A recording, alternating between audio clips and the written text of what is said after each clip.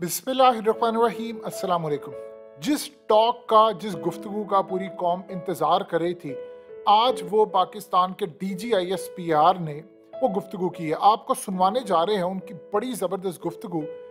दो टोक अंदाज में उन्होंने कहा है, सवाल ही पैदा नहीं होता कि पाकिस्तान की एयर स्पेस या सरजमीन इस्तेमाल हुई हो। देखिए, ये वो चीज़ है जिसने पूरी कौम को सुख का सांस दिया है, क्योंकि हर जगह से आवाज़ें उठ रही थी कि क्या हम जा तो नहीं रहे जंग। उन्होंने कहा सवाल ही पैदा नहीं होता। वो क्या गुफ्तगू थी, लेकिन उसके साथ उन्होंने एक बड़ी आला चीज़ क्लियर की है जो ख़ास तौर पर याद रखिएगा कि सलीम साफ़ी और हामिद मीर ने कहा था कि सदर पाकिस्तान जाना चाह रहे थे जनरल सरफराज के ख़ास तौर पर जनाजे और ताज़ियत के लिए, तो उनके अहले खाना ने उनको आने नहीं दिया। ये घटिया जो इन्होंने कैंपेन चलाई, उस पर DGISPR ने क्या जवाब दिया, और जो ख़ास तौर पर एक प्रोपेगेंडा एक घटिया सा किया जा रहा है सोशल मीडिया पर, जी हादसे को कुछ हुआ था, कोई मिसाइल ये वो। अब यकीन कीजिए कि जनरल सरफराज और ये बाकी जितने लोग हैं, ये पाकिस्तान की तारीख का बदतरीन लॉस था।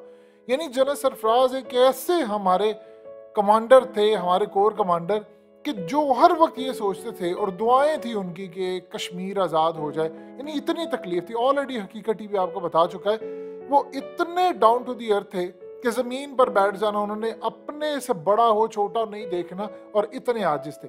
अब गुफ्तगू क्या है, ये ज़रा सुनिए DGISPR की गुफ्तगू। सोशल मीडिया कैंपेन का आपने जिक्र किया जनरल साहब। इसी कैंपेन में सदर पाकिस्तान जो मुसल्लह अफवाज के कमांडर हैं, उनके बारे में कहा गया कि शोहदा की फैमिली नहीं चाहती थी कि वो जनाजे में शरीक हों। इस बारे में क्या तफसील शेयर करना चाहेंगे आप? मेरे ख्याल में इस बारे में कमेंट ना करूं तो बेहतर है।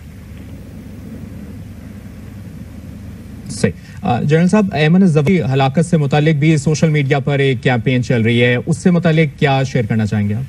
जी, अगेन मेरे ख्याल में तो फॉरेन ऑफिस ने बहुत वाज़ेह तौर पे इसको क्लैरिफाई कर दिया है कि इसमें कोई दूसरा शक वाली बात नहीं है। इसकी सवाल ही पैदा नहीं होता कि पाकिस्तान की सरजमीन इस किस्म की चीज के लिए इस्तेमाल हुई हो। लेकिन अगेन मैं वही बात कर रहा हूँ कि कयास आराइयाँ और इस तरह की चीजों से हमें इज्तनाब करना चाहिए। जिसका जो दिल में आता है वो सोशल मीडिया पे लिख देता है, और खास तौर पे जो हमारे दुश्मन ममालिक हैं उनकी तरफ से ये चीजें फीड की जाती हैं, इनको एक्सप्लॉइट किया जाता है। हम पहले भी कई मरतबा फिफ्थ जनरेशन वॉरफेयर की बात कर चुके हैं, और यही वो डोमेन है, यही वो सेगमेंट है जिसमें चीज़ों को एक्सप्लॉइट करके इस तरह से बेजा किस्म की स्टेटमेंट दी जाती हैं जिनका कोई किसी किस्म का ना किसी के पास एविडेंस है और ना किसी किस्म का कोई जवाब पैदा होता है, और इससे नुकसान सिर्फ और सिर्फ अपने मुल्क का, अपनी कौम का होता है।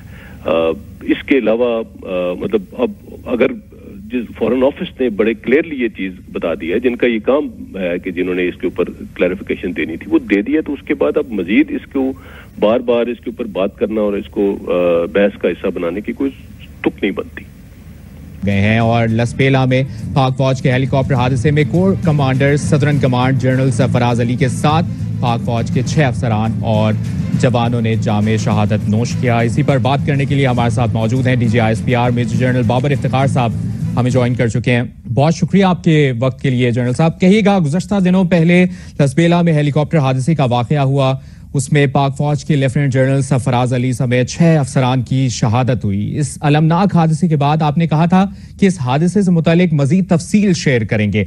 कौम से शेयर की जाए, कुछ ऐसी तफसील, कोई मालूमात है आपके पास जो कौम से शेयर की जा सके?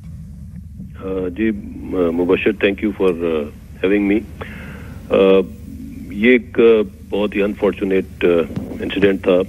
1 अगस्त को commander 12 core lieutenant general Sarfaraz Ali शहीद, उनके साथ मेजर जनरल हमजद और ब्रिगेडियर खालिद जो उनके कमांडर इंजीनियर्स थे 12 कोर के, इन सब के साथ, और ऑफ कोर्स हेलीकॉप्टर के 2 पायलट्स और एक क्रू चीफ, इनके साथ जो फ्लड रिलीफ की जो एफर्ट थी उसको सुपरवाइज कर रहे थे। और जिस एरिया में ये थे, यहाँ पे बहुत ज़्यादा तादाद में पानी था और बहुत ज़्यादा लोगों को इमदाद की ज़रूरत थी। सो वो पर्सनली وہاں پہ کور کمانڈر صاحب خود گئے اور خود اس کو سپروائز کر رہے تھے.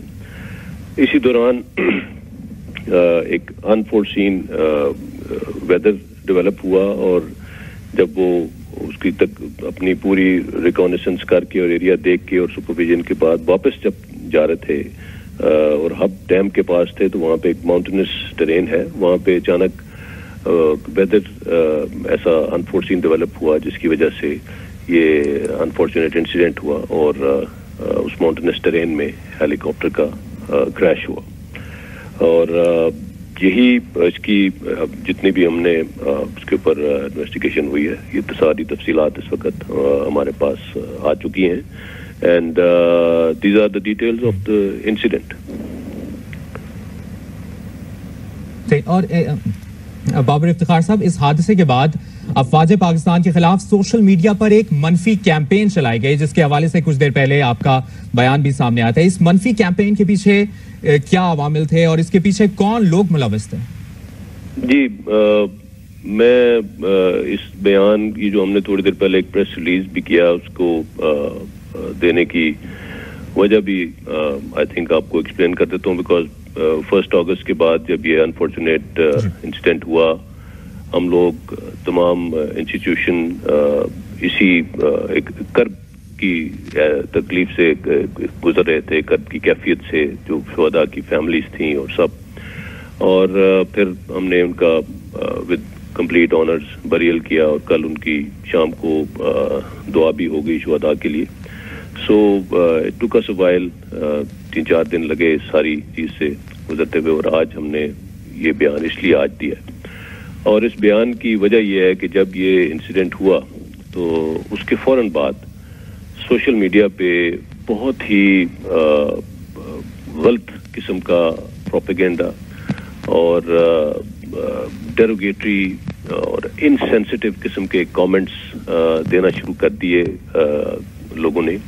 وہ سرٹن سیگمنٹ تھا جنہوں نے یہ کیا اور وچ واز ویری ہرٹفل. اور آلریڈی شہداء کی فیملیز اور انسٹیٹیوشن اٹ سیلف اور پوری قوم ایک بہت کربناک کیفیت سے گزر رہی تھی, اور اس دوران اس طرح کی قیاس آرائیاں کرنا اور اس طرح سے اپنی ذاتی ترجیحات کو سامنے رکھتے ہوئے اس قسم کے کامنٹس سوشل میڈیا پہ دینا بہت ہی انسینسٹیو تھا, اور جس کی وجہ سے پوری انسٹیٹیوشن میں ہمارے رینک اینڈ فائل میں اور خاص طور پہ جو شہداء کے لواحقین ہیں انہیں بہت تکلیف پہنچی.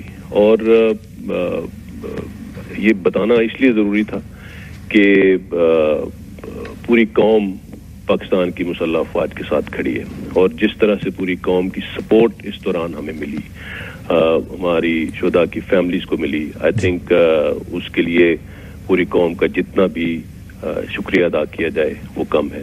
اور یہی ہمارا فخر ہے, اور اسی قوم کی سپورٹ کی وجہ سے ہماری فوج کھڑی ہے اور ہمارے افسران اور ہمارے جوان دن رات قوم کی خدمت کرنے میں مصروف ہیں, اور انشاءاللہ کرتے رہیں گے, تا حیات کرتے رہیں گے انشاءاللہ, اور کبھی اس سے پیچھے نہیں ہٹیں گے.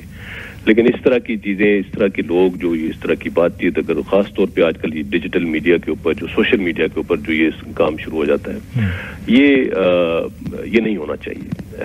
آئی تھنک ہمیں اپنے معاشرے میں ان چیزوں کو دیکھنے کی ضرورت ہے, اور ان چیزوں کو ان کو رد کرنے کی ضرورت ہے, ایسے ایلیمنٹس کو رد کرنے کی ضرورت ہے جو یہ سب کچھ کرتے ہیں, اور یہ ہم سب کلیکٹیولی ہی کر سکتے ہیں, کوئی انڈیویجول طور پہ نہیں کر سکتے.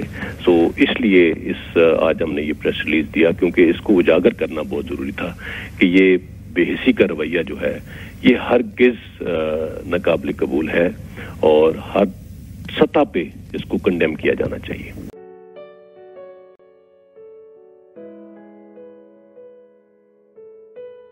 حقیقت ٹی وی کو سبسکرائب کرنا مت بھولیں, ویڈیو کو لائک کریں, شیئر کریں, اور کمنٹ سیکشن میں اپنی رائے کا اظہار ضرور کریں.